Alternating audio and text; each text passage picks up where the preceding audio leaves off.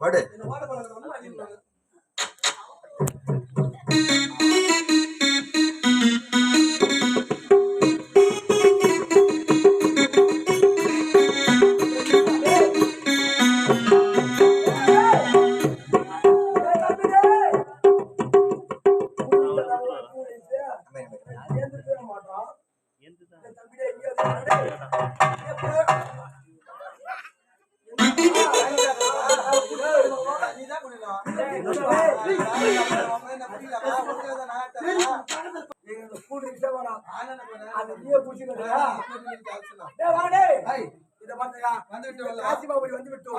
உள்ளே சென்று என்னுடைய நண்பன் இருக்கின்றானா என்னுடைய நண்பன் தானா என்று பார்த்துவிட்டு நான் வந்திருக்கேன் என்று உழைத்து விட்டு